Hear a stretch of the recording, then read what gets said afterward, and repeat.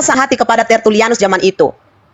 Ya, saat itu ya Kristen ini sebenarnya konsili itu diadakan berkali-kali itu karena penyesatan yang dilakukan oleh gereja di Roma.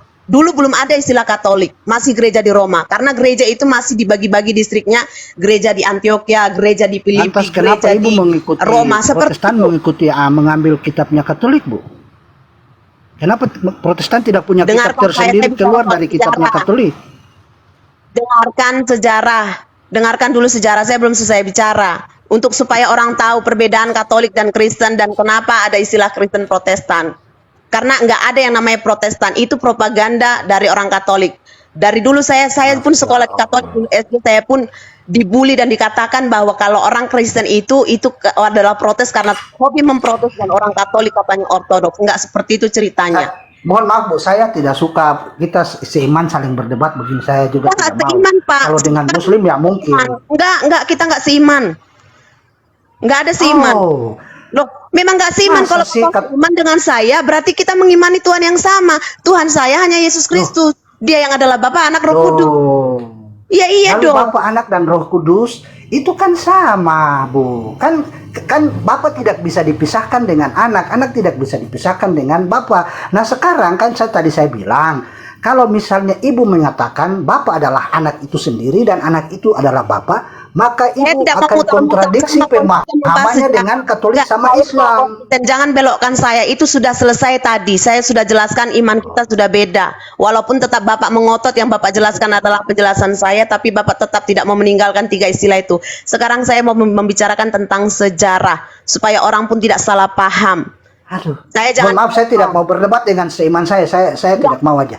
Saya tidak seiman. Kalau Bapak mau keluar, silakan keluar. Oke. Baik. Ya, saya mau nanya nih, tunggu. Oke. Saya nanya dulu nih, ada Bang Zuma ya, sudah selesai. Mungkin ya ada yang mau disampaikan Bang Zuma soal sebenarnya mereka ini nyembah siapa gitu, karena menurut Pastor Sarah dia beda iman dengan Bang Alexander. Halo Bang Zuma, masih sholat mungkin? Ya, mungkin dari Bang Aristo nih, setelah mendengarkan pemaparan dari Bang Alexander dan Pastor Sarah. Ya, menarik. Ya, Dia aku ya, anjir. saya harus mulai dari mana ya? Mulai Tapi ya, dari kilometer nol aja. ya, tapi saya gini, saya dalam hal ini saya sependapat dengan Pastor Sarah. Kenapa?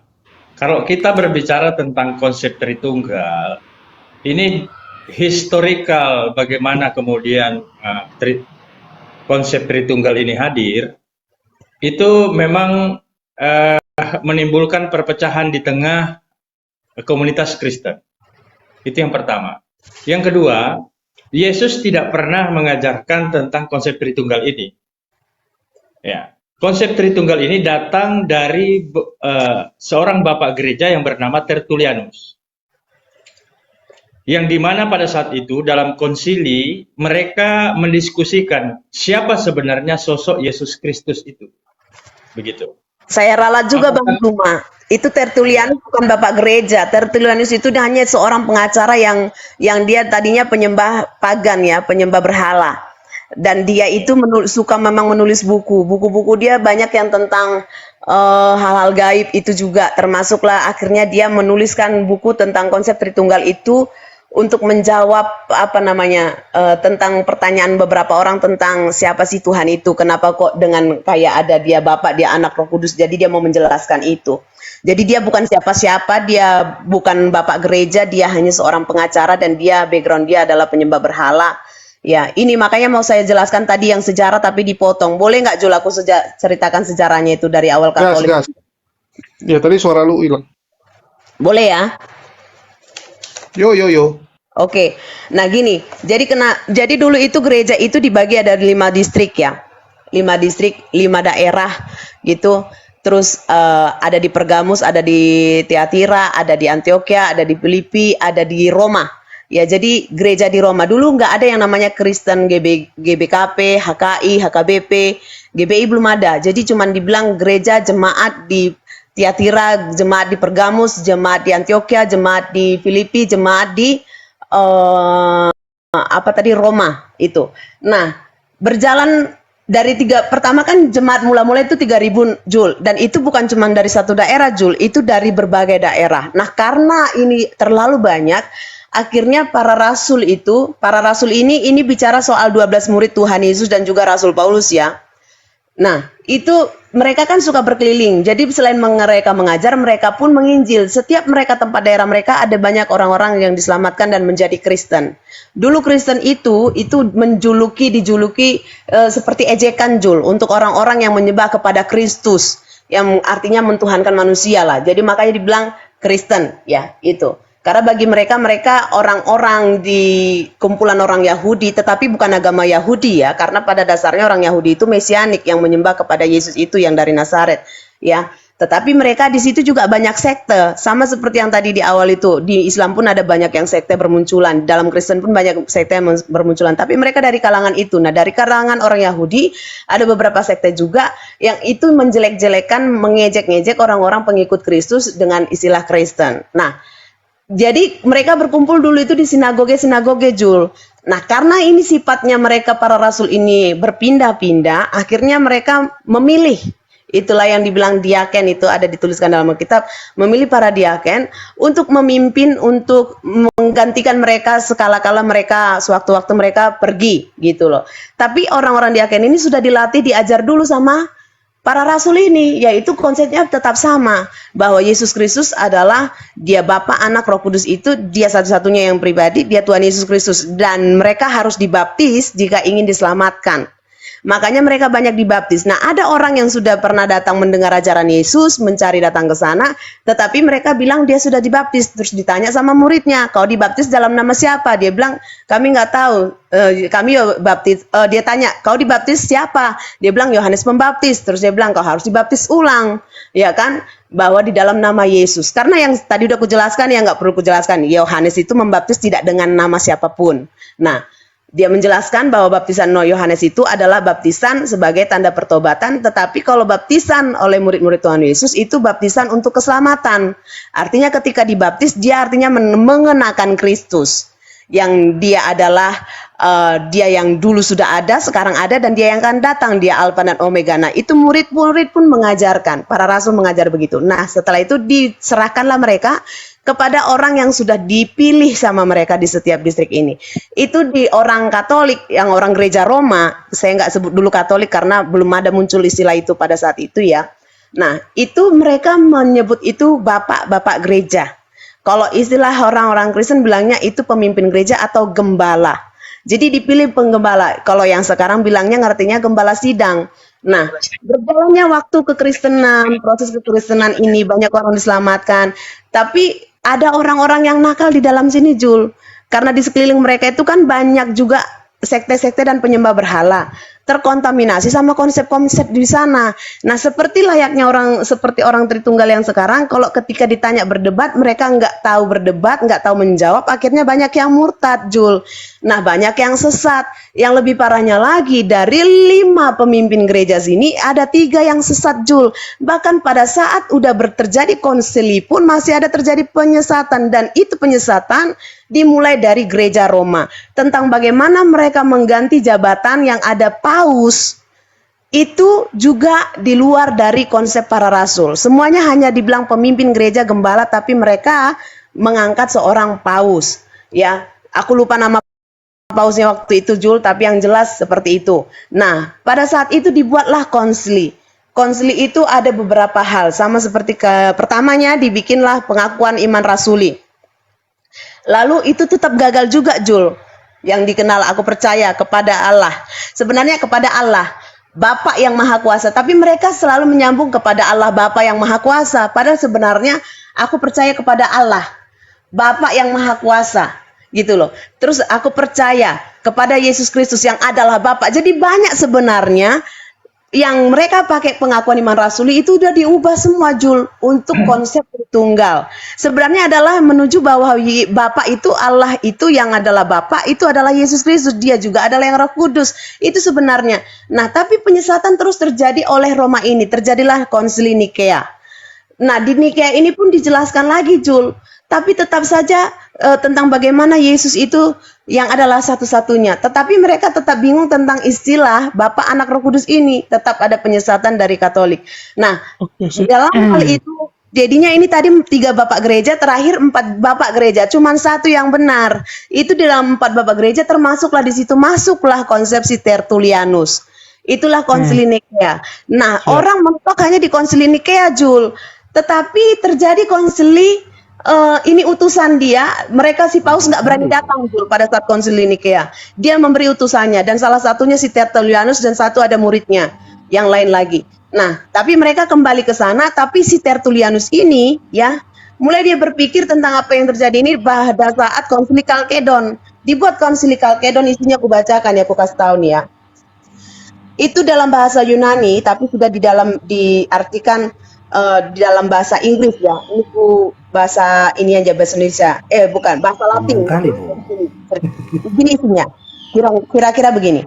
Selanjutnya kemudian bapak-bapak gereja kami katanya bersatu dalam mengajar semua orang untuk mengaku Sang Putra yang tunggal, Tuhan kita Yesus Kristus, yang kesamaannya dan kemanunggalannya sempurna dalam keilahiannya maupun kemanusiaannya. Dan dengan satu roh, jiwa dan tubuh, ia adalah sungguh-sungguh Allah yang sebenarnya. Dan dalam kesamaannya itu, ia juga seperti kita dalam hal kemanusiaannya, sebagaimana kita dalam segala hal yang kita miliki, kecuali ia tidak berdosa. Ia telah keluar dari kemuliaan keilahiannya saat demi kita dan keselamatan kita. Dia dilahirkan dari anak darah Maria yang sebagai pengantar baginya untuk memasuki kemanusiaannya. Kami juga mengajarkan bahwa kami memegang teguh hal yang satu ini, bahwa Tuhan Sang Anak Allah, jadi bukan Allah anak, Sang Anak Allah, karena itu hanya sebutan ya, diperanakan dalam 2 sifat yang tidak akan membingungkan kami, dengan tidak memisahkan menjadi 2 bagian, namun tidak mempertentangkan 2 fungsi tersebut. Perbedaan kedua sifat tersebut tidak melenyapkan kemanunggalannya, bahkan sebaliknya, memperkaya kedua sifatnya tersebut. Kedua sifat itu juga tidak dibagi dalam 2 pribadi, apalagi 3 pribadi, melainkan bersatu dan hanya satu-satunya Sang Firman, yaitu Tuhan Yesus Kristus. Demikianlah Tuhan Yesus telah mengajarkan pada bapak gereja kami, dan demikian pula pengakuan iman para bapak gereja diwariskan kepada kami. Itulah isinya, Jul. Orang Tritunggal tidak pernah membahas konsili Kalkedon, mentok di konsili Nikea. Nah, setelah ini terjadi, Jul, si Tertulianus berubah haluan. Dia proteslah kepada orang Paulus, dan juga ada Martin Luther di situ, Jul, yang dikenal gereja Lutheran yang adalah Protestan. Dia protes nih kepada para murid, para rasul. Ini ternyata sesat, dia sesat. Akhirnya si Tertulianus bertobat, Jul. Tetapi kesalahannya adalah buku itu sudah tersebar dan orang sudah ini. Jadi sebelum dia mati, dia itu sudah bertobat. nyesal. Ini yang difitnah sama orang-orang kayak si Deking Gadas dan siapa itu namanya, Gracia Pelo, katanya Wali.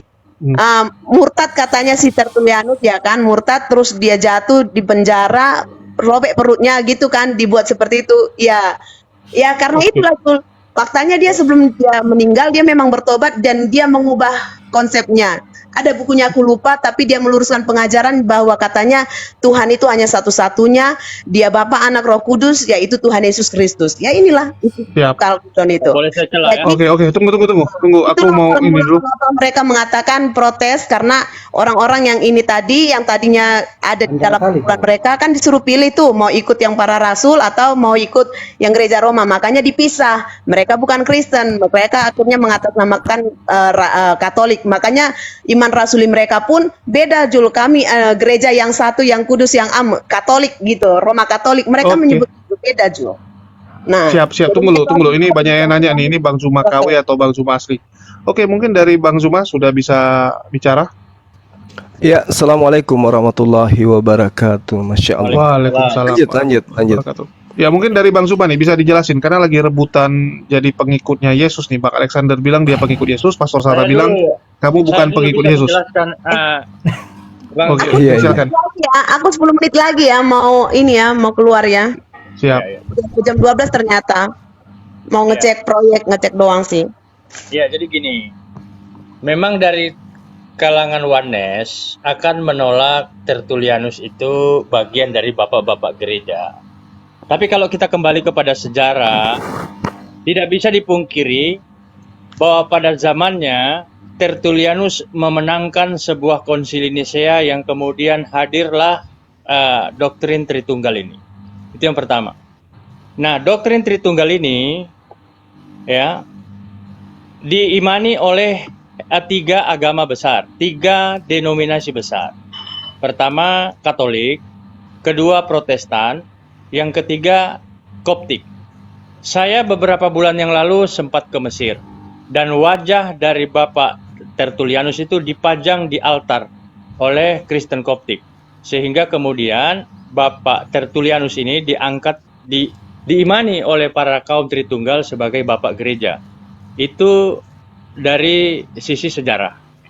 Nah, kemudian kalau kita berbicara tentang Tertullianus, para penganut Tritunggal akan mengimani beliau sebagai Bapak Gereja, karena mau atau tidak, suka atau tidak, para kaum Tritunggal akan tetap mengimani Tertullianus ini adalah Bapak Gereja, karena dari sanalah akar sejarah iman Tritunggal ini hadir. Nah, memang kalau dihadapkan dalam forum diskusi antara Oneness dan Tritunggal, memang solusi yang paling tepat adalah kaum Oneness akan menolak Tertullianus itu sebagai Bapak Gereja. Ya, kita pernah melihat bagaimana kemudian perdebatan besar yang disuguhkan dan kemudian menjadi konsumsi publik antara mendiang Pak Pendeta Mangapul Sagala dengan Pak Pendeta Joshua Tewu. Bagaimana kritikan Pak Pendeta Joshua Tewu terhadap Bapak Pendeta Mangapul Sagala, ya. Nah, dari perdebatan itu kita disuguhkan dengan bagaimana suguhan Pak mendiang Pak Pendeta Mangapul Sagala tentang doktrin Tritunggal ini.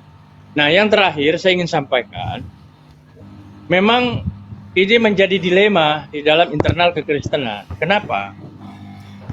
Karena mau atau tidak, suka atau tidak, sejarah kekristenan itu hadir dari Katolik. Maka dari sumber sejarah kita akan menemukan Katolik itu adalah yang paling tua. Kekristenan itu timbul dari Katolik. Jauh sebelum ada Katolik. Ya. Sabar aja Bu, tenang Bu. Sebentar Pastor, sebentar. Ya. Silahkan disanggah, saya tidak mencampuri perdebatan antara Oneness dan Tritunggal, tetapi saya ingin menyampaikan dari sisi historikal. Kalau kita berbicara tentang kekristenan, bagaimana asal muasal sejarah Kristen yang dimulai dengan Katolik. Romawi itu tidak bisa dilepaskan dengan sejarah Katolik, begitu. Kemudian hadir Martin Luther mengkritik kebijakan apa yang ada di dalam internal atau kubu Katolik, sehingga hadirlah kemudian denominasi baru yang bernama Protestan. Nah, memang ini serba salah, ya. Di sisi lain Oneness mengkritik Tritunggal, tetapi di sisi lain orang-orang Tritunggal khususnya Katolik akan kemudian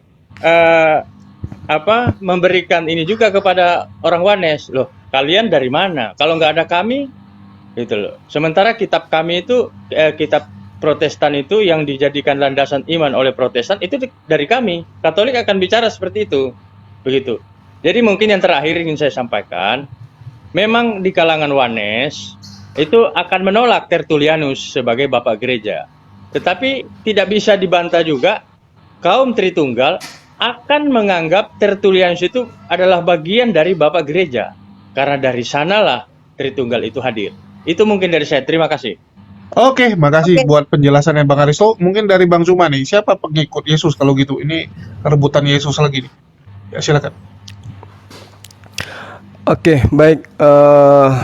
Saya dengarkan sudah terlalu banyak ya paparan-paparan dari teman-teman, baik dari Kristen maupun dari Muslim sendiri. Jadi saya hanya ingin membawa satu narasi Quran yang menceritakan tentang keberadaan orang-orang yang kemudian mengimani seorang yang datang kepada Bani Israel mengajarkan mereka untuk berkeyakinan layaknya apa yang diajarkan Nabi Musa alaihissalam. Al-Quran menerangkan bahwasanya mereka yang mengaku sebagai Nasrani, wa minal ladina qalu inna nasara ahazna mitsaqahum fanasu hazzam mimma zukkiru bih fagharaina bainahumul adawa wal ba'da ila yaumil qiyamah. Jadi orang yang kemudian mengatakan mereka adalah Nasrani, dalam hal ini mengaku sebagai pengikut Isa, mereka kemudian diceritakan oleh Allah akan timbul permusuhan dan kebencian di antara mereka hingga hari kiamat. Nah, ini Al-Quran 1400 tahun silam sudah menyatakan itu. Itu poin pertama. Kedua, saya mencoba untuk sebijak mungkin ya, dalam keadaan yang sekarang di mana para apologet itu memanas ya, lagi hangat-hangatnya tentang Yesus di kalangan teman-teman kita Kristen. Memang Yesus menerangkan di dalam Matius 23 nomor 15 agar waspada kepada orang yang datang setelahnya, yang kemudian mengajarkan sesuatu yang tidak berkesesuaian dengan ajarannya. Bahkan Yesus mengatakan bahwa pengikut daripada orang Farisi ini, kata Yesus dalam Matius 23 nomor 15, itu mereka adalah orang neraka dan 2 kali lebih jahat daripada orang Farisi itu sendiri. Nah, kalau saya melihat secara pribadi ya, saya memandang apa yang diuraikan Matius 23:15 itu sudah sangat terpampang jelas di sini. Bahwasanya Al-Quran juga menjelaskan hal yang sama, akan muncul kemudian orang-orang yang berselisih paham tentang Isa, tentang Yesus. Nah, artinya bahwasanya kalau Al-Quran sudah final, itu yang kami lihat, itu yang kami saksikan. Mau seperti apapun kemudian yang terjadi, ya inilah yang kami saksikan dan kami lihat. Trinitas itu adalah merupakan konsep ketuhanan yang diyakini kemudian oleh sebagian besar umat Kristiani, yang mana pada dasarnya di abad-abad pertama tidak satupun formula yang diakui sebagai suatu pengakuan iman yang tidak menimbulkan pemahaman yang tidak bersisi dua atau ambigu. Jadi di awal mula orang-orang Yahudi yang menyikapi tentang keberadaan Yesus, tidak ada satupun di antara mereka yang mendudukkan Yesus itu sebagai Tuhan. Murni menolak sebagai Mesias atau menerima sebagai Mesias. Hanya ada 2. Itu di Yerusalem, menerima dia sebagai Mesias dan menolak dia sebagai Mesias. Muncul kemudian orang Farisi mengajarkan hal tentang Yesus kepada Romawi dan Yunani, sehingga muncul kemudian konsep-konsep baru yang sehari ini kita melihat adanya interpretasi yang berbeda-beda antar denom atau antar sekte. Banyak hal yang melatar belakangi interpretasi ini. Di antaranya, mohon maaf, ketidakpahamannya terhadap proses lahirnya doktrin, termasuk Trinitas, sehingga dogma Trinitas ini dianggap sebagai suatu kebenaran yang bersifat final. Padahal Trinitas sendiri tidak muncul di Bible. Itu hanyalah merupakan satu hasil konsili.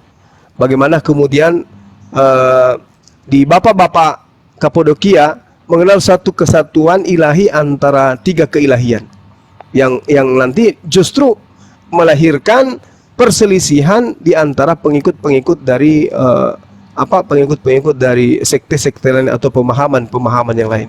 Seperti misalnya bagaimana pemikiran-pemikiran yang muncul tentang Yesus itu sendiri. Jadi banyak hal, termasuk yang diterangkan oleh Dinda Riosto tadi. Artinya bahwa begini, ketika kemudian muncul pemahaman-pemahaman tentang manusia Yesus, dia Tuhan, dia utusan Tuhan, dia jelmaan Tuhan, dia firman Tuhan, dan seterusnya, itu ternyata adalah buah dari pengajaran yang keluar daripada ajaran Yesus itu sendiri.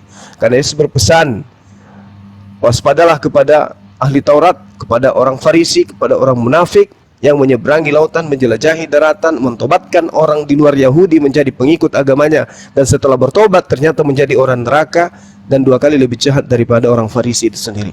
Satu-satunya komunitas ya yang didirikan oleh orang Farisi di luar Yahudi hanyalah agama Kristen yang bermula di agama Katolik. Lepas daripada itu semua ya saya Bang semua melepaskan diri. Apapun kemudian yang terjadi, konsil Chalcedon kah atau apapun itu ya, saya melepaskan diri. Saya hanya ingin mengatakan bahwasanya setelah keluar agama ajaran Yesus itu, ternyata buahnya, dampaknya kita lihat hari ini. Demikian sementara, silakan.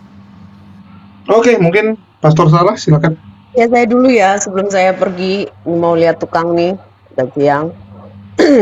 Jadi gini, yang mau saya ralat adalah yang tadi dibilang Bang Zuma. Tadi kan udah saya sampaikan tentang sejarahnya ya. Jadi tentang Roma itu bukan akar kekristenan, itu perlu dicatat. Asal mula kekristenan bukan dari Roma, bukan dari orang Katolik, itu perlu dicatat. Terus walaupun ini istilah gereja ortodoks juga orang harus tahu, Kristen ortodoks orang tahu. Ortodoks artinya mula-mula. Nah, kan saya katakan tadi, Kristen mula-mula itu ada 3.000 orang ketika murid-murid Tuhan Yesus mengalami pencurahan Roh Kudus di loteng Yerusalem. Nah, siapa yang menjadi Kristen mula-mula? Ya adalah orang-orang di daerah Yerusalem dan sekitarnya. Dan itu orang-orang di Timur Tengah itu, daerah orang Israel. Jadi itu nggak ada hubungannya dengan Roma. Roma itu setelah beberapa tahun masih lama panjang. Jadi dia adalah orang yang bisa dikatakan terakhirlah. Dari ada yang 5 tadi ini, dia orang yang terakhir. Jadi dia bukan orang yang pertama mula-mula. Ya, sekalipun misalnya pada saat zaman para murid itu sudah ada gereja Roma, tapi mereka bukan mula-mula. Ini ibarat kayak saya punya anak 5, anak pertama saya lahir itu nomor 1, kemudian nomor 2 lahir, ketiga lahir. Nah itu mereka beda tahun, beda ini, dan dia tetap tidak dikatakan dia Kristen mula-mula. Jadi kalau yang membawa nama saya, misalnya nama anak saya Miracle, nama anak pertama, yang membawakan nama saya ya anak saya Miracle ini. Jadi saya dibilang Mama Miracle. Jadi ya saya dikenal dari si Miracle ini gitu loh. Jadi artinya orang ajaran kekristenan itu sebenarnya dimulai dari orang-orang Yahudi ini, dan itulah dari murid Tuhan Yesus para rasul. Jadi bukan dari bapak-bapak gereja yang muncul setelah dari zaman Roma yang dia adalah anak terakhir gitu. Sama seperti kayak saya sama Julius misalnya, kita pertama misalnya ada orang yang mendatangi rumah saya, pertama didatangin ke rumah saya, terus kemudian ke rumah si Julius besoknya, ketiga ke rumahnya Bang Juma, keempat misalnya ke rumahnya Uniriva, kelima mungkin ke rumahnya Pak Alex. Nah tiba-tiba ketika saya sudah pergi gitu ya, kan saya harusnya lebih orang memikirkan kemana lebih duluan ini loh. Yang pertama ke rumah saya, yang orang harusnya bertanya, apa aja diomongin. Begitu juga ketika si Julius siapa itu, suruhlah dia datang ke rumahku. Nah misalnya gitu, datanglah ke rumah si Julius, apa aja diomongin.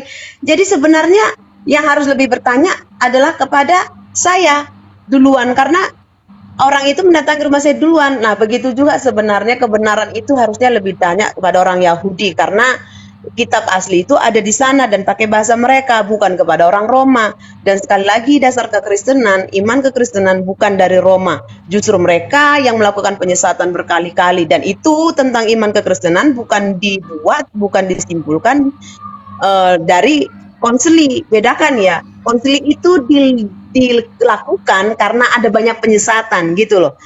Jadi diadakan konsili, bukan karena konsili mengkonsepkan iman, beda ya.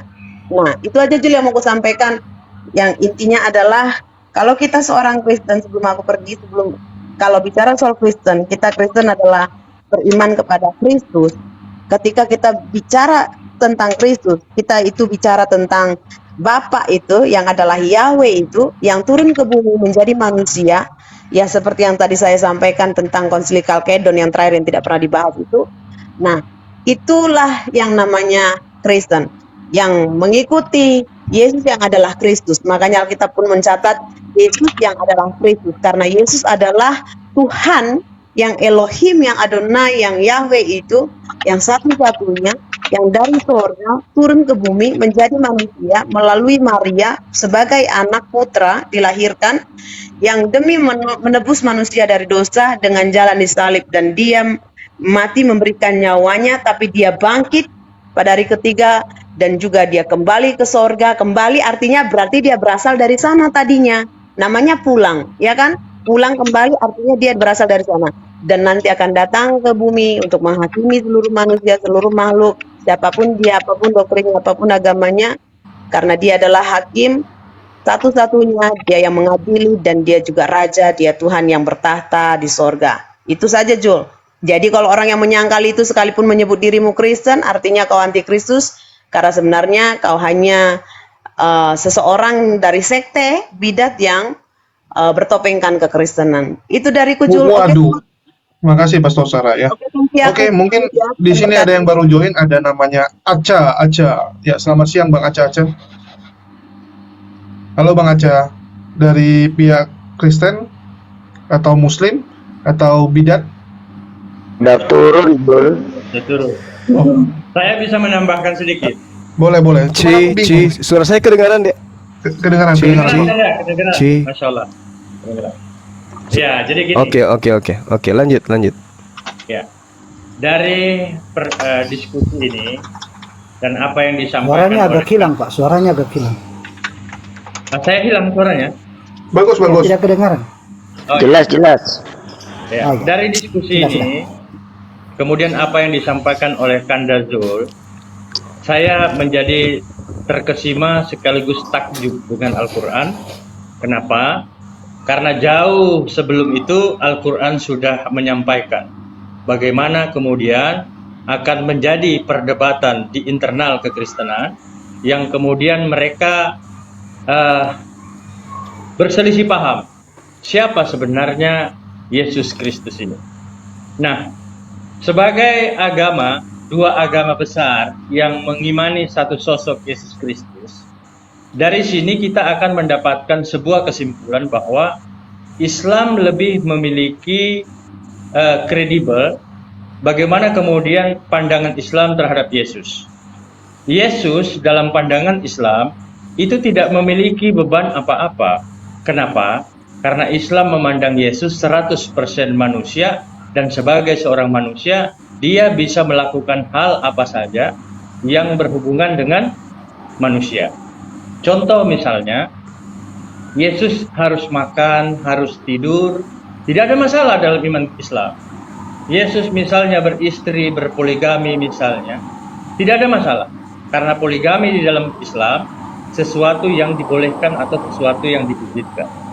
Tetapi ketika dihadapkan dengan kekristenan, Yesus sebagai manusia dan juga Yesus sebagai Tuhan, maka ini sebenarnya menimbulkan sebuah masalah yang besar, begitu, atau kebimbangan yang sangat luar biasa. Ketika Yesus dihadapkan dengan sisi ketuhanannya bertentangan dengan sisi kemanusiaan. Dihadapkan dengan sisi kemanusiaannya bertentangan dengan sisi ketuhanan. Sehingga menurut hemat saya, ini yang kemudian menimbulkan dilema besar terhadap kekristenan. Bayangkan saja bagaimana kemudian narasi dari Pastor Sarah bahwa orang yang memandang Yesus di luar pandangan Wanes akan dikatakan oleh Pastor Sarah bukan Kristen dan bidat, dan itu dinyatakan sesat oleh Pastor Sarah. Bagaimana pandangan orang-orang Tritunggal terhadap orang Wanes ketika mereka mengatakan orang-orang yang beriman kepada Yesus di luar iman Tritunggal maka akan dikatakan sesat dan itu akan masuk ke dalam neraka. Nah, akan menimbulkan sebuah pertanyaan besar di tengah publik. Lalu bagaimana, apa sih sebenarnya Kristen ini?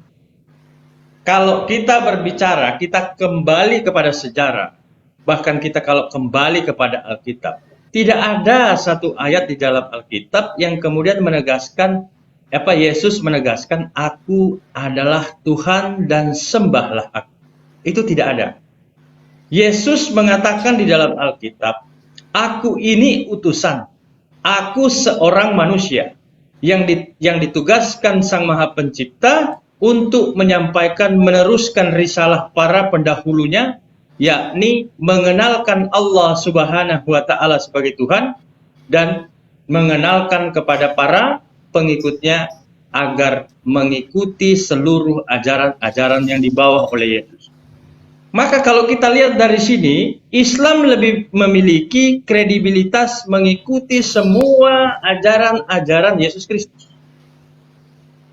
Maka dari dua agama besar, Islam dan Kristen, Jelas Islam tidak memiliki beban apa-apa terhadap pandangan mereka tentang Yesus. Tetapi bagaimana dengan Kristen? Mereka terpecah-pecah. Di kalangan, di internal Trinitas, Tritunggal, mereka berdebat. Gitu loh. Oh, pandangan Tritunggal saudara salah. Pandangan Tritunggal kami lebih benar. Nah, akan timbul pertanyaan. Kalau misalnya ada orang Islam yang kemudian memilih menjadi Kristen atau murtad.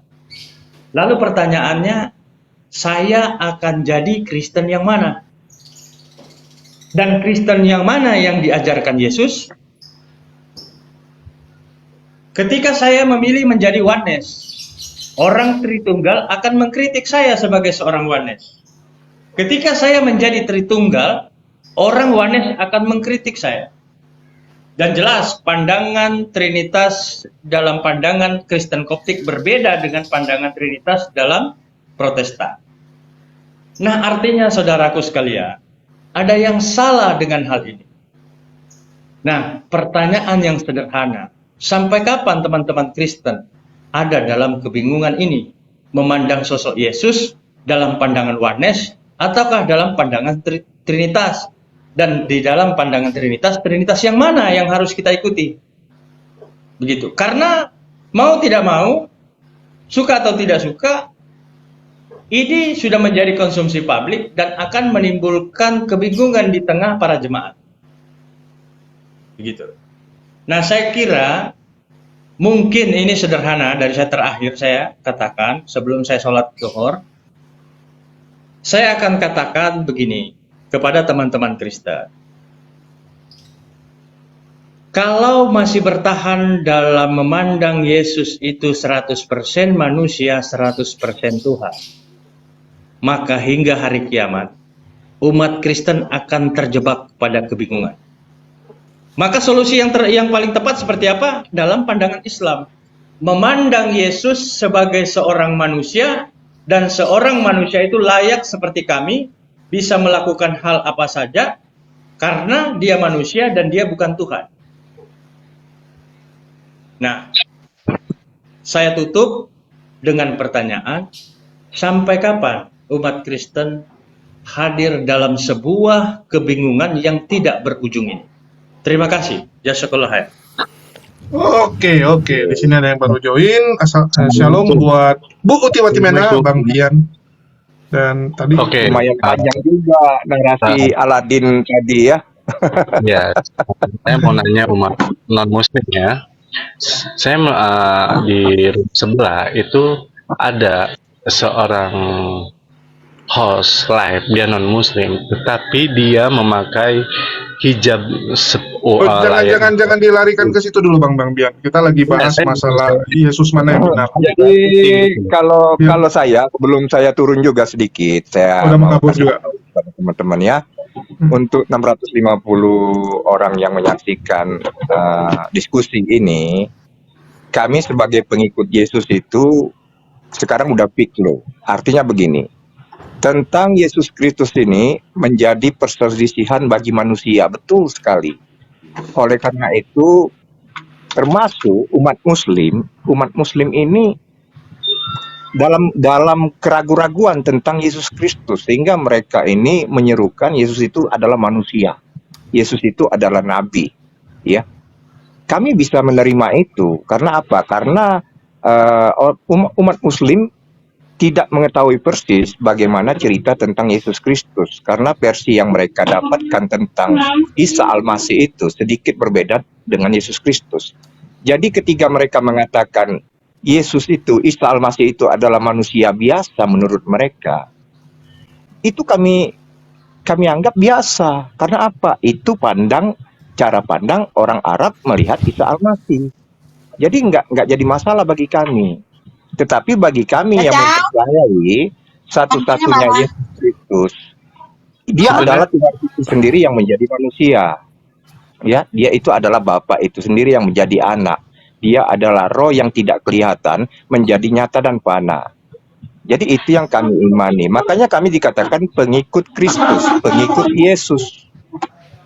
Itulah sejarah kenapa kami menyatakan diri sebagai pengikutnya. Jadi kalau ada orang yang meragukan tentang apa yang kami imani, itu silakan, itu pandangan Anda. Bahwa keselamatan itu kembali kepada iman masing-masing. Jika Anda merasa bahwa di dalam Saya cuma nanya iman doang. Anda itu ada Saya cuma keselamatan, nanya silakan. ke Jadi yang non kurang lebih muslim ya. seperti itu. Apakah Gini seorang bro, biasakan kalau orang lagi ngomong, Anda mute itu. Jadi kalau udah ada waktunya dikasih oleh host, baru Anda bicara. Biar ada diskusi itu jalannya gitu ya. Jadi kurang lebih seperti itu lah yang bisa saya sampaikan. Ya, buat teman-teman sekalian, tentang apa yang kalian pandang menurut kalian itu benar, lanjutkan, imani dan lakukan. Demikian pula ketika ada pandangan yang berbeda, kita jangan menghakimi. Karena apa? Anda tidak punya hak untuk menghakimi atas keyakinan orang lain. Mau dia menyembah patung, mau dia menyembah batu, mau dia menyembah pohon, itu keyakinan dia, itu iman dia. Dan kita tidak boleh menghakimi orang yang punya keyakinan atas sesuatu. Jadi kurang lebih seperti itu. Jadi saya izin turun karena berhubung waktu juga mau istirahat makan siang. Dilanjutkan teman-teman diskusinya ya. Tetap dalam Siap. yang bagus. Lanjut. Oke, Halo. aku minta tolong bagi teman-teman muslim jangan diubah topiknya ya, supaya jangan bingung gitu. Karena topik kita ini sebenarnya Yesus ini ngajarkan apa, siapa pengikut Yesus yang sejati ya. Oke, Assalamualaikum buat Bang Amirli dan juga teman-teman muslim yang baru join, dan di sini ada ada Celote, saya nggak tahu siapa ya. Selamat siang Bang Celote, dan shalom buat Bu Uti akhirnya muncul. Ya mungkin ku kasih Bu Uti dulu lah karena udah lama nggak dengar suaranya ya. Salam, knalpot bocor, silakan Bu Uti. Halo Bu Uti. Selamat siang. Ada jaminan nggak nih? Saya nggak di banned. Kemarin saya masuk ruang muslim langsung belum apa-apa. Saya langsung nggak bisa live lagi. Sampai Waduh. sekarang nih. Jadi saya takut. Kalau jaminan tuh berat Bu. Jaminan palsu yang banyak Bu. Ada yang ngasih jaminan keselamatan pun palsu Ya, biasanya. entar tiba-tiba saya nggak bisa live lagi. Saya cuma punya akun 2. Ya, Baru saya aja himbau masuk. kepada penonton ya. Saya himbau kepada penonton, tolong penonton yang Oneness, yang Unitarian, yang kesal sama Bu Uti, tolong jangan di-report dia ya. Walaupun kalian kesal sama dia. Ya, saya juga kesal dengar suaranya. Ya, silakan Bu Uti. Iya, jadi males saya jadi. Tapi saya masuk di ruang muslim sama ruang Oneness memang saya di itu. Ya udah, selamat siang ya. Kalaupun saya di banned juga ya udahlah, ketahuan banget ya sentimen. Ya, Iya, baper jahat kali banget orang Oneness. semua. Iya, jadi apa bahasannya? Saya baru dengar aja ini. Tadi Bang Alexander mengatakan bahwa dia pengikut Yesus, sedangkan Pastor Sarah bilang dia bukan pengikut Yesus. Terjadilah Loh, perebutan Yesus seperti biasa. Pastor Sarah bilang apa? Pak Alexander ini bilang apa Katolik. emang? Pak Alexander Katolik. Jadi menurut Bu Uti nih, siapa yang ikut Yesus sebenarnya? Udah itu aja. Ya, pengikut Yesus adalah orang yang percaya.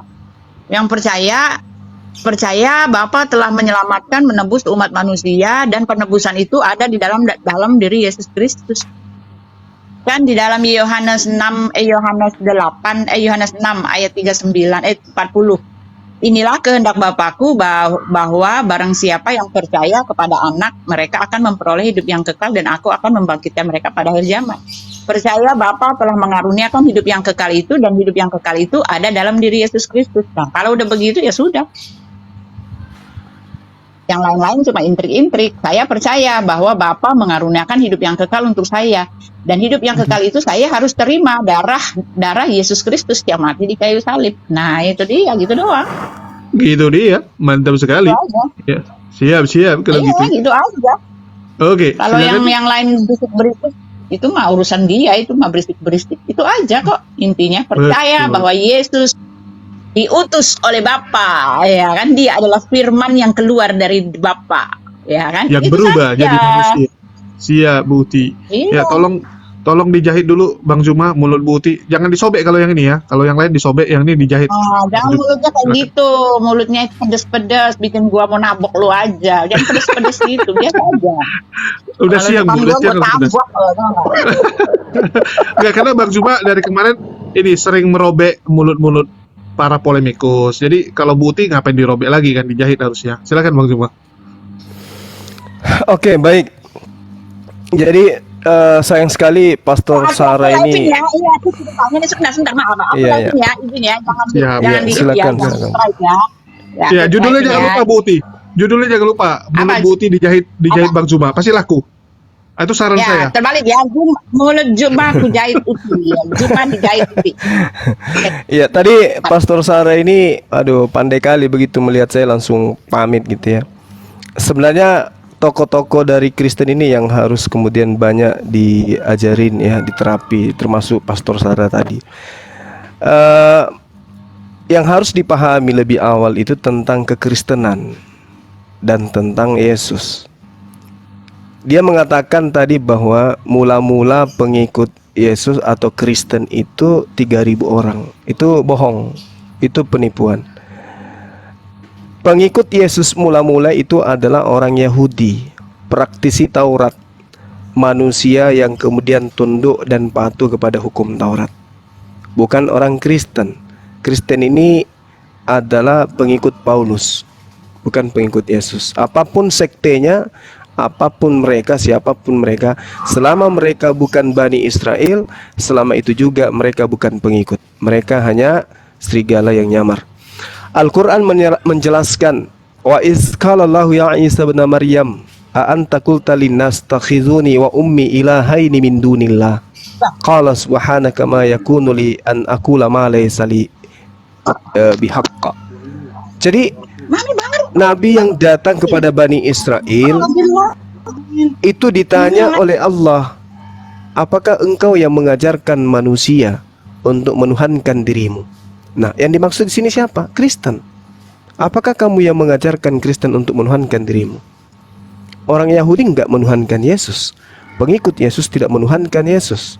Pengikut Yesus mendudukkan Yesus itu Mesias, utusan Tuhan yang datang kepada mereka, mengajarkan mereka menyembahnya kepada Allah. Jadi pengikut yang dimaksud di sana itu bukan Kristen.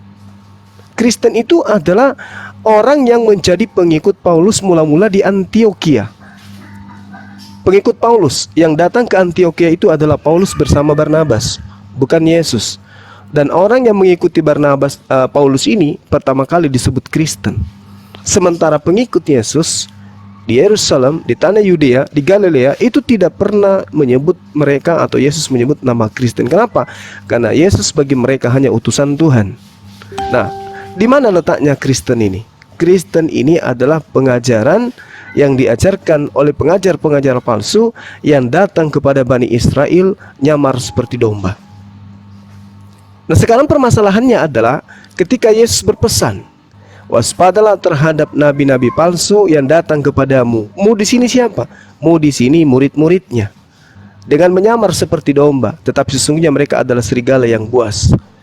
Nah, sekarang permasalahannya yang datang kepada murid-murid Yesus pertama kali itu siapa? Murid yang bertemu dengan Yesus diberi pesan oleh Yesus bahwa akan datang nabi-nabi palsu kepada mereka nyamar seperti domba. Ini siapa ini? Ini bercerita angkatan pertama ini. Bukan bercerita 700 Jangan tahun nyesatin kemudian. ayat orang, jangan kepanjangan gitu. Ya, itu namanya Santai, menyesatkan. santai. Pakai timer. Santai Bu Uti. Aduh, Saya udah punya lama hak kali jawab. ngobrol. Iya, lu punya Kayak hak timer dong, jawab. pakai timer. Saya ngomong Juma. Jangan kepanjangan. Udah Sabar. ngawur, kepanjangan pula. Sabar. Ngajarin agama orang. Kayak Jadi pendeta mau ini. yang dimaksud Jangan gitu Pak Juma. Pakai timer. yang Ngawur dimaksud itu ngawur. yang Tunggu dimaksud selesai dulu domba, nih. yang dimaksud domba, Pakai ini, pakai timer. yang dimaksud Tunggu, yang dimaksud domba itu adalah Bani Yakub. Jadi kalau ada bukan Bani Yakub ngaku domba, itu pasti serigala yang membungkus diri mereka dengan mengatakan diri mereka domba. Kesimpulan saya, siapapun dia, mau Islam, mau Kristen, mau Hindu, mau Buddha, mau ateis, kalau dia bukan Bani Yakub, tidak ada silsilah dari ke-12 suku Bani Israel, mereka mengaku domba, pastilah dialah serigala itu. Nah, sekarang agama Kristen ini dari mana? Mereka adalah orang Roma, mereka adalah orang Yunani. Kok mengaku domba? Berarti mereka ini adalah serigala yang nyamar. Tidak ada satu agama di atas muka bumi ini selain Kristen yang mengaku domba. Hanya Kristen. Berarti satu-satunya komunitas di luar Bani Israel yang mengaku domba hanya Kristen. Berarti serigala itu adalah Kristen. Demikian. Oke, mungkin dari Bang Juma sendiri mau pakai timer atau gimana Bang Juma? Saya rasa nggak usah deh. Yang penting jangan terlalu panjang narasinya. Poinnya Oke. di situ. Oke. Siap. Udah Tuh dengar kan Buti? saya aja udah di mute. Bagaimana bisa nggak pakai timer? Ntar juga saya nggak bisa. Habis itu Jaya Enggak, dibuang. kan Saya Buti di mute ngomong kayak juga gitu. nggak ada yang ini, Buti ngomong Pakai nggak ada yang ganggu. timer, nggak bisa. Aku kenal siapa Pak Juma ini. Aku kenal. Pakai timer supaya siapa yang melanggar ketahuan. Siapa yang nyela itu ketahuan. Sesuai Nah, dengan soalnya waktu rame kali supaya orang kalau adil. pakai timer artinya Buti yang ngomong sama Bang Juma doang Nggak dong. apa-apa, ini di atas aja tuh jam 12.09. Aku nanti tambah 3 menit aja. Silakan Ya, kalau nggak Buti gitu main ngomong. Nggak serobot apa-apa kalau gini aja. ngomong. Kita Tapi ngomong kalau Pak tadi Juma ya berarti kalau yang ngomong penting kan foto. congornya gede Pak Juma. Pak Juma kan congornya gede. Menang lah dia kalau soal congor mah. Bukan Iya, ini, jadi ini Pak Juma selama julukan knalpot paling besar nih, Bu. iya, Belum ada ya saingan. kan 12. Saya 12, nanti di 12.14 saya baru berhenti. Pas mau Udah masuk ngomong 14 aja, ya. ngomong aja Buti, ngomong aja dulu. Silakan. Ya, jadi kenapa Muslim harus setengah mati ya, bahkan ada yang seperti Pak Juma ini pagi siang malam mencari-cari kesalahan-kesalahan, mencari-cari salahnya, menyalah-nyalahkan ya, bahkan para rasul disalah-salahin ya, mencari-cari. Kenapa? Ya memang sudah menggenapi apa yang tertulis gitu kan. Menggenapi apa yang Yesus sendiri tuliskan ya, bahwa Mesias palsu atau guru-guru palsu itu dia akan datang dari bilik gitu kan. Di Matius 24 dia ada di bilik, dia ada di padang gurun. Ya, nabinya akan dipermuliakan ya, akan dikultuskan, akan dipuji-puji kata Yesus sendiri nih, ya kan? Lalu dia akan menyampaikan semua dari tempat tersembunyi, wahyunya dari tempat tersembunyi. Yesus sudah memberitahu kriteria nabi palsu itu, ya, udah dikasih tahu oleh Yesus. Ya kan? Pertama, ya dia ada di bilik, dia ada di padang gurun, Matius 24, ya kan? Lalu dia akan pergi menyembah kepada satu tempat, Yohanes 4, baca secara keseluruhan. Akan pergi ke satu tempat, dia akan pergi menyembah di situ, berbakti di situ, ya kan? Ya, Yesus mengatakan, ini saya baca ya, nggak usah dibaca deh kelamaan, ya dia akan pergi satu tempat. Lalu Yesus juga mengatakan, ya, siapakah nabi-nabi palsu seperti Pak Juma ini, ya kan? Ya, ketika dia punya nabi, nabinya itu akan dipuji-puji, bahkan seluruh malaikat tuh memuji-muji, akan begitu dimuliakan, dipuji-puji. Celakalah jika semua orang memuji-muji kamu, sebab dengan demikian juga lah telah diperlakukan nabi-nabi palsu sebelum kamu. Nah, iya kan? Ada, Yesus sudah mengkoordinasikan. Bahkan keselamatan itu tidak akan keluar dari bangsa Israel. Ya sudah, di luar itu ya bukan, yang ngajarin itu ya nabi palsu, ya kan? Yang nabinya begitu dimuliakan, ya sudah, Yesus sudah bilang itulah nabi palsu, ya kan? Bahkan rasul-rasul sendiri telah mengatakan yang menyangkal penguasa yang telah menebus mereka, itulah dia guru-guru palsu. Nah, sekarang Pak Juma begitu menyangkali.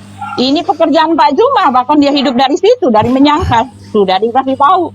Siapapun yang menyangkal penguasa yang telah menebus mereka, Yesus sudah menebus kamu Pak Juma di kayu salib. Tapi kamu sangkali itu, kamu mengatakan dia nggak mati di kayu salib, dia itu kan diserupakan. Itulah kamu. Bahkan yang lebih santer lagi, tidak ada berita keselamatan yang keluar dari goa. Udah dikasih tahu nggak ada dari goa, apalagi goa Hira. Ya, ada wahyu pertama turun di situ. Karena di goa itu hanya kata Rasul Paulus, 2 Petrus 2, Anda baca. Ya, Rasul Petrus, itu adalah tempat iblis-iblis dilemparkan ke situ. Ya, nggak ada Tuhan di situ. Gitu ya. Jadi kalau Anda mau bicara tentang rasul-rasul, nabi-nabi palsu, pengajaran-pengajaran palsu, Alkitab dengan jelas membuktikannya, memberitahu. Ya. Jadi jangan dialihkan ke tempat kami. Alkitab ini diberikan untuk Alkitab ini adalah kabar gembira, ya. Rasul Yohanes, rasul-rasul ini mengabarkan Yesus Allah, Dialah itu yang dijanjikan oleh Bapa untuk menyelamatkan umat manusia, gitu kan?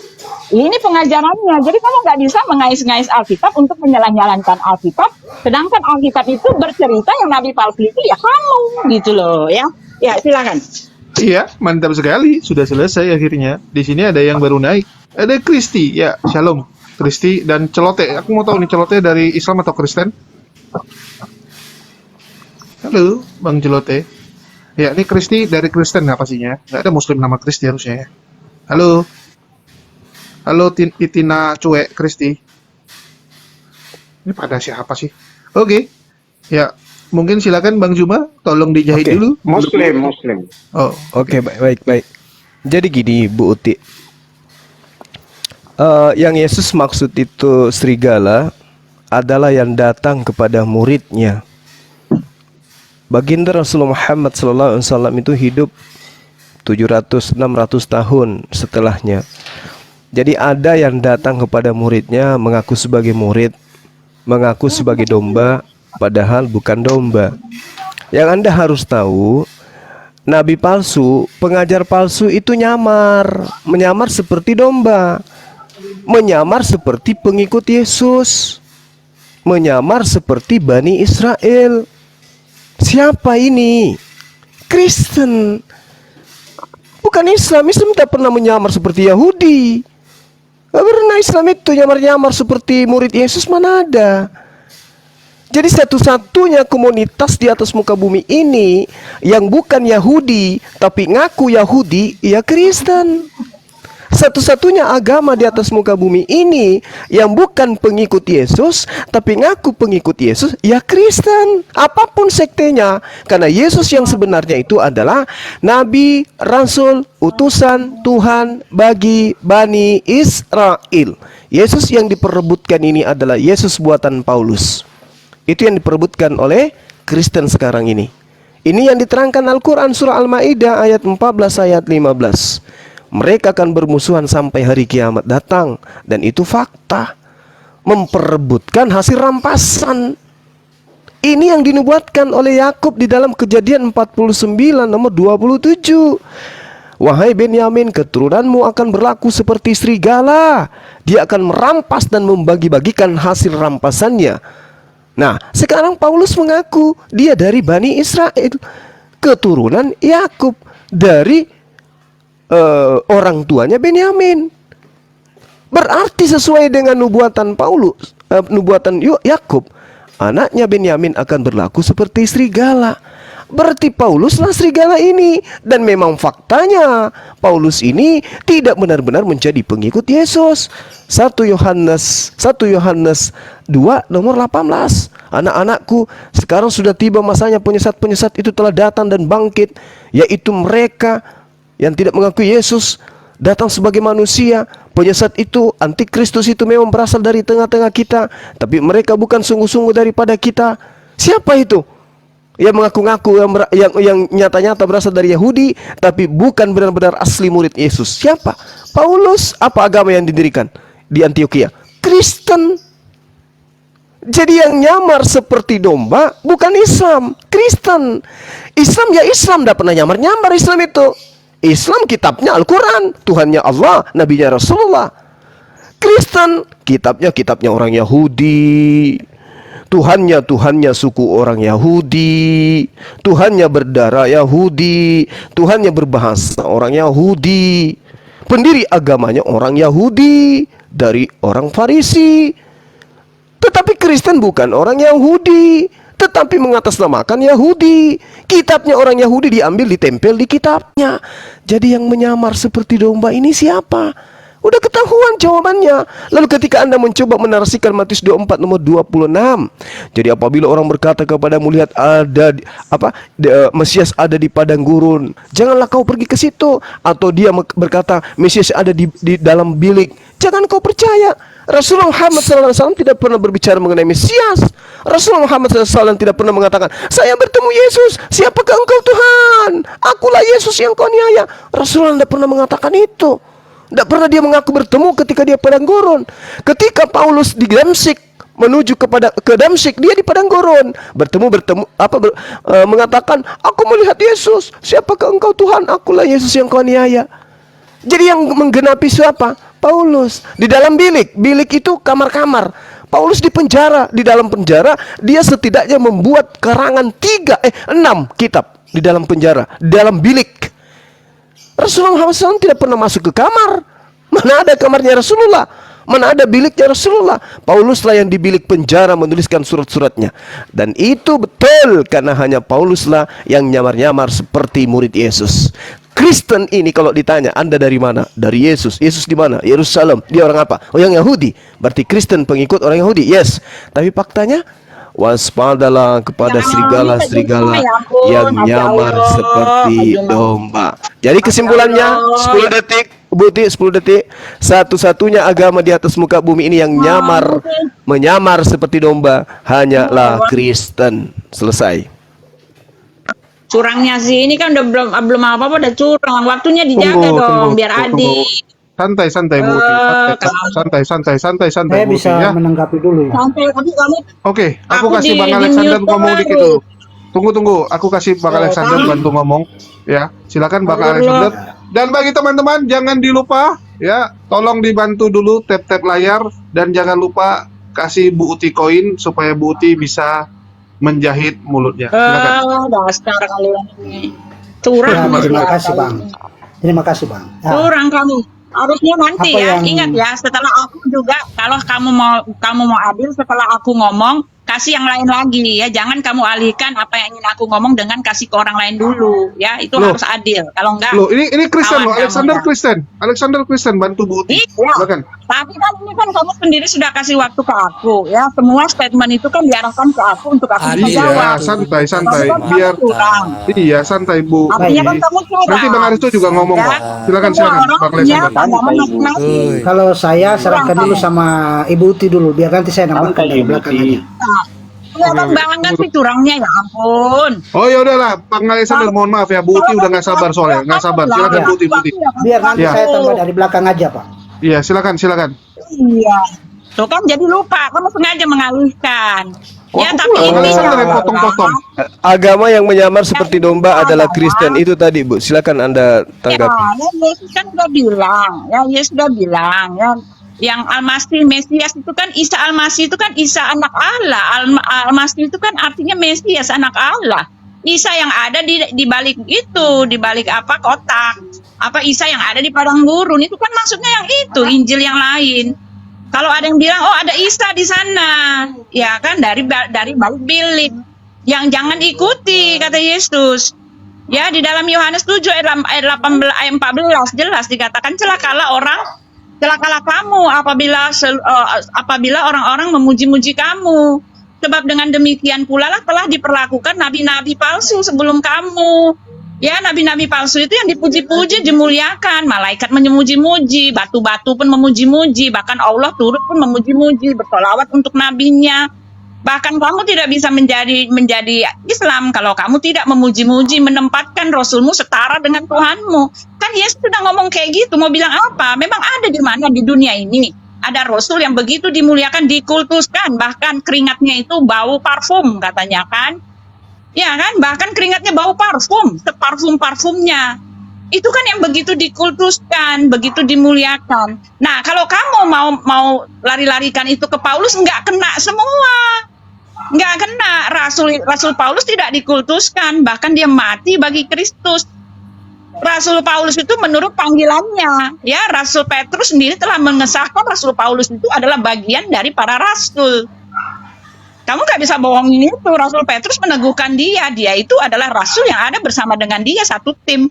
Kalau orang satu tim sendiri, pimpinan dari para rasul sendiri sudah mengesahkan Rasul Paulus adalah satu tim dengan dirinya, kamu mau bilang apa?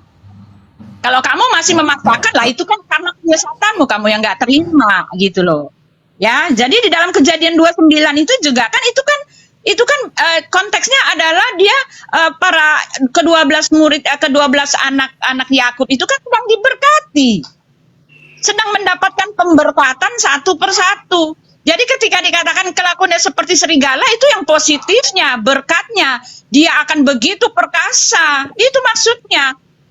Ya, itu maksudnya, bukan seperti yang kamu seleweng-selewengkan. Itu bukan konotasi negatif. Orang dia sedang diberkati. Yang namanya diberkati, oh kelakuanmu nanti kamu itu akan perkasa di bumi. Kamu akan seperti singa. Kamu akan seperti serigala. Yang ditakuti orang. Nah, itu kan konteksnya.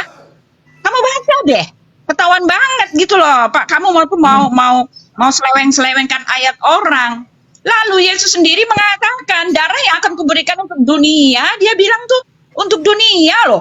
Ya, dia mengatakan ada lagi padaku domba-domba lain yang bukan dari kandang ini, kandang Israel.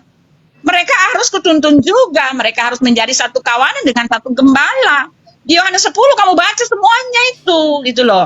Ya, saya udah buktikan kamu semua ngawur. Kamu harus buktikan kepada saya, ya. Wahyu mana yang lahir dari goa, sedangkan sudah jauh sebelum itu sudah dikasih tahu. Tidak ada penyelamatan di luar bangsa Israel. Ya udah titik. Kita sudah dikasih sinyal, sudah dikasih tahu, kamu jangan ke sana. Kamu nanti di sana ada banyak kecelakaan. Karena udah dikasih tahu, yang ngasih tahu itu orang-orang DLL-AJR yang sudah pantau. Nah, begitu juga sudah dikasih tahu tidak ada keselamatan yang keluar dari bangsa Israel, yang bukan dari bangsa Israel. Lah, kalau dari Arab artinya apa? Ya bukan. Itu ya ajaran kamu sendiri. Tapi kalau betul-betul mau cari keselamatan, datanglah kepada yang tertulis itu. Ya, itu loh Pak Juma. Jadi jangan, udahlah, kamu itu menggenapi apa yang tertulis di dalam kitab kitab kami. Kamulah antikristus itu. Ya, seorang yang memimpin begitu banyaknya orang untuk membawa orang-orang pada penyangkalan penguasa yang telah menebus kamu itu. Ya, Rasul Paulus itu justru dia mati martir. Kalau kita mau bicara tentang karakter Rasul Paulus dengan Nabi Muhammad, nggak bisa. Nggak bisa diambil benang merahnya, kesamaan setitik pun, setiota pun tuh nggak bisa. Yang satu berasal dari atas, yang satu dari bumi. Nabi Muhammad betul dari bumi. Tetapi orang Kristen ketika mereka percaya kepada Kristus, kami itu disebut berasal dari atas. Bagaimana yang di atas bicara tentang bumi? Yang nggak bisa, nggak nyambung. Ya, jadi jangan cari-cari salah. Sekarang kamu jawab saya. Bagaimana Anda bisa mengatakan bahwa ada wahyu keluar dari goa? Ya, di mana ada Tuhan di dalam goa? Sedangkan goa itu sampai sekarang pun orang itu sedang bersemedi, itu orang bersemedi larinya ke goa. Itu aja yang kamu lihat. Ada nggak Tuhan di situ? Itu loh. Ya, silakan Pak Alexander. Ya, silakan Pak Alexander. Ya, habis tunggu aku mau kasih tahu ya. Habis Bang Alexander, tolong kalau nggak Bang Aristo, Bang Dewa, baru Bang Juma ya. Tolong dimoderasi duluan, Bang. Bang Ben, aku mau sholat dulu. Ya, tolong ya. Oke, Jul. Dan bagi teman-teman jangan lupa nih, yang di live chat banyak sekali teman-teman Kristen yang dari tadi marah-marah sama Bang Zuma, tapi tidak mendukung Bu Uti. Kelewatan juga kalian. Nanti disalib juga sama Bu Uti. Ya, silakan Bang Alexander. Baik, terima kasih atas waktunya. Saya mendengar dengan seksama penjelasan Bu Uti tadi. Artinya bahwa persoalan di sini bicara tentang bagaimana cara memberitakan firman Tuhan itu dengan benar, baik dalam kalangan Kristen maupun dalam Muslim sendiri. Nah, sekarang kalau misalnya kita merujuk kepada Nabi, status Muhammad itu adalah Nabi dan Rasul. Nah, persoalannya bahwa tradisi kenabian itu hanya ada di dalam bangsa Israel. Sejak kedatangan Tuhan Yesus ke dalam dunia, maka tidak ada lagi Nabi di Israel. Maka ketika sudah tidak ada lagi Nabi di Israel, maka Yesus sudah menyatakan di dalam nas yang sudah tadi disampaikan Ibu Uti, bahwa apabila ada Nabi lagi setelah kedatanganku ke dalam dunia, maka itu adalah Nabi palsu. Nah, kembali kepada persoalan bahwa siapakah Nabi palsu itu? Nabi palsu, dia punya konteksnya bicara tentang menyangkal Yesus Kristus adalah Tuhan dan Juru Selamat. Karena barang siapa mengaku bahwa Yesus Kristus adalah Tuhan dan Juru Selamat, maka ia akan diselamatkan. Namun di sini umat Islam menentang dengan tegas dan menolak apa yang tertulis di dalam kitab suci. Maka mereka sangat jelas menolak tentang keselamatan itu. Mereka memilih untuk diselamatkan berdasarkan kealahan yang tertulis di dalam al-hadis. Nah, di sini Allah SWT menjanjikan bahwa keselamatan itu ada pada Tuhan negeri Mekah dengan surganya, yakni 72 bidadari. Nah, artinya setelah umat muslim mati, maka dia akan naik dan mendapatkan 72 bidadari. Nah, artinya bahwa surga kekristenan beda dengan surga Islam. Kalau surga kekristenan bicara tentang surga kekudusan, di mana Tuhan terang itu bersemayam. Tetapi surga Islam bicara tentang surga di mana 72 bidadari itu ada, dan para para muslim yang laki-laki itu akan bersenang-senang dengan 72 bidadari. Konteksnya ketika menyatukan dua Tuhan antara gelap dan terang itu tidak bisa. Menyatukan dua surga antara surga Bapa Surganya orang segala Kristen terang. itu perang naga. Sabar dulu Pak, saya masih Perang menjelaskan. naga. Sebentar, saya masih menjelaskan. Yang lain diam kalau bukan waktunya diam ya. Di mute. Nah, jadi apabila Perang naga. Jadi apabila mengkoneksikan antara surganya Tuhan negeri Mekah, yakni surga 72 bidadari, dengan surganya Tuhan segala terang, itu jelas berbeda. Sehingga di sini harus juga dipertegas, siapakah 72 bidadari itu? Makanya di sini saya mau bilang bahwa siapakah 72 bidadari yang dijanjikan oleh Tuhan negeri Mekah kepada seluruh umat muslim, itu juga harus dipertegas. Di sini harus ada pembelajaran juga, karena umat muslim juga tidak tahu tentang siapa itu 72 bidadari yang Surganya dijanjikan orang kepada. Kristen perang naga. Sebentar Pak. Perang Ya. naga. Tiada Diam namanya. atau saya suruh host turunkan Anda nanti. Perang naga. Iya, Anda tidak, ini bukan Biarkan teman Kristen berargumen, Pak. Yang Islam patuh. Biar tersampaikan. yang lain tolong biar selesaikan dulu Bang Alexander. Ya. Jadi di sini harus dijelas juga tentang 72 bidadari ini siapa. Nah, lalu sehingga dikoneksitaskan dengan misalnya keimanan bahwa Allah yang satu, yang mereka percaya bahwa Allah Bapanya Yesus itu, sedangkan Bapanya Yesus itu punya surga adalah surga kekudusan, surga segala terang. Nah, sedangkan Tuhan negeri Mekah ini punya surga adalah surga 72 bidadari. Siapakah 72 bidadari ini? Itu harus juga dipertegas. Mungkin itu saja dari saya. Sekian dan terima kasih, Bang. Iya, menarik. Ya. Oke, terima kasih. Oh, monggo Bang Aristo dulu, habis itu Bang Zuma. Ya, menarik. Jadi teman-teman muslim santai saja. Jadi kita masuk dalam forum diskusi ini, pertama kita melatih untuk kita menjadi sabar, gitu ya.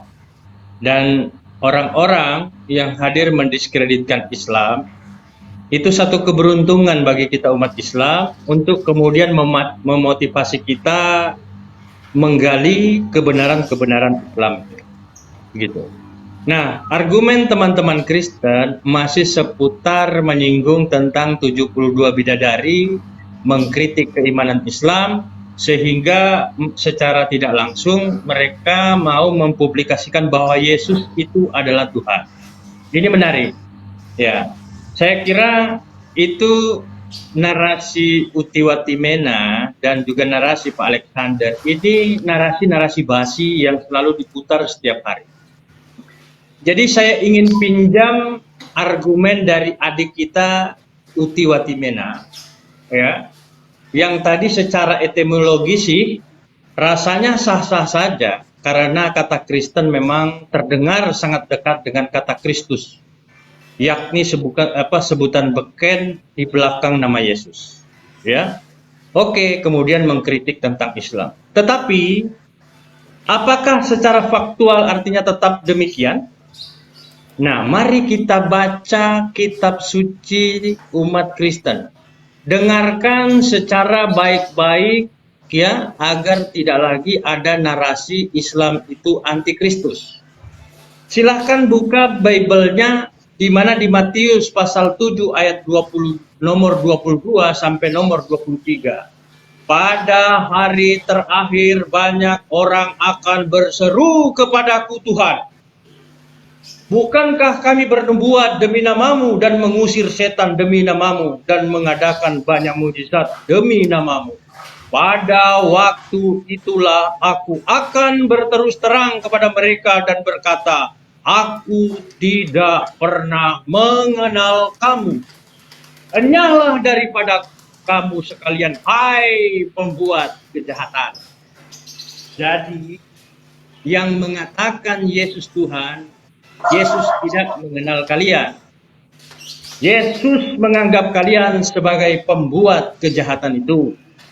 Nah, jadi saudara-saudara, perhatikan baik-baik narasi saya.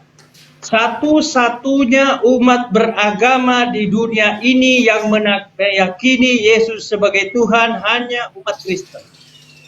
Yang kedua, tokoh agama yang sering mengaku bernubuat tentang hidup adalah para pendeta, para misionaris, ya, yang kemudian selalu mengatakan Yesus itu adalah Tuhan. Ya. Nah, teman-teman sekalian, ya, dari narasi saya tadi, saya sudah mengemukakan dengan tegas bagaimana pengakuan Yesus di dalam Bible. Mereka yang mengaku, yang meyakini Yesus sebagai Tuhan adalah pembuat kejahatan di muka bumi.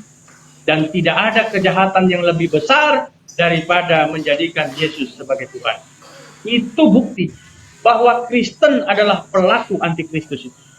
Yang kedua, yang selanjutnya, jangan coba bernarasi menyudutkan Islam seolah-olah Islam ini tidak beriman kepada Yesus. Ya, kami lebih paham Alkitab daripada teman-teman Kristen. 72 bidadari yang selalu dinarasikan oleh umat Kristen itu hanya untuk menutupi kebodohan dan untuk menutupi bagaimana yang dijanjikan Alkitab ketika umat Kristen itu masuk ke dalam kerajaan sorga. Lalu, tadi Ibu Uti Watimena dan Pak Alexander mengatakan, semua nabi itu hanya kepada bangsa Israel. Di luar bangsa Israel itu adalah bukan nabi. Oh, sah-sah saja itu. Itu pengakuan teman-teman Kristen. Ingat, Matius 15:24. Apa kata Yesus? Aku hanya diutus kepada domba-domba yang hilang dari umat Israel. Kalau kita telusuri ayat ini terus sampai Matius 15:26, apa dikatakan di sana? Ya, apa yang dikatakan di sana? Bahwa orang-orang yang mengaku sebagai Yesus itu sebagai Tuhan dianggap anjay. Saya tidak akan menyebut itu karena saya takut nanti akun saya kependek. Artinya di sini teman-teman, ketika di Matius 15:24 Yesus mengatakan, aku hanya diutus kepada domba-domba yang hilang. Panjangan, Aristo, ya ampun. Butuh, tolong mulutnya dikendalikan, Butuh, tolong mulutnya dikendalikan. Oh, kamu 10 Lanjut, menit Bang masuk Aristo. jam Butuh, tolong mulutnya dikendalikan. Lanjut, Bang Aristo. Kebiasaan Uti Watimena ini, setiap orang berargumen itu selalu dipotong. Kenapa? Takut kalau saya bicara. Pertanyaannya begini, saudara-saudara ini orang Israel atau orang Indonesia? Di luar Israel oleh Yesus disebut anjay. Jadi pertanyaan saudara, kalau Islam jelas, Islam diperuntukkan untuk seluruh manusia. Kanda Zulkifli orang Makassar, sama saya orang Sulawesi, Ibu Uti Watimena orang Ambon, itu masuk dalam apa yang dikatakan diperuntukkan kepada seluruh umat manusia. Tetapi Kristen Yesus hanya diperuntukkan kepada Bani Israel saja. Tidak diperuntukkan untuk Bani Indonesia saja. Jadi kalau bahkan ayat selanjutnya dikatakan, di luar Israel disebut anjay. Nah, ini perlu diperhatikan ya. Yang terakhir ingin saya sampaikan, masihkah teman-teman Kristen berkutat di argumentasi tentang surga 72 bidadari? Sudahkah saudara-saudara membaca bagaimana surga yang dijanjikan di dalam iman Kristen di dalam Alkitab? Ya. Yang akan mendahului kalian masuk ke dalam kerajaan Allah adalah para pesundal. Dan kalau Anda tidak sebagai seorang pesundal, maka saudara tidak akan mendapatkan kerajaan surga itu. Dan surga yang dijanjikan itu 100. Aristo, ya ampun Aristo. Udah, tunggu. Aristo. Butuh, tolong dikendalikan mulutnya. Iya. Tunggu, Bang Aristo, tolong dicepatin, kasihan Putih. Udah ini dia. udah nggak sabar dijahit sama Bang Zuma. Udah nggak sabar dijahit Bang Zuma. Ya, jadi Bu Uti dan teman-teman Kristen, siapakah antikristus itu? Mereka yang memanggil Yesus sebagai Tuhan. Enyahlah dari hadapanku kalian pembuat kejahatan. Terima kasih. Oke, makasih.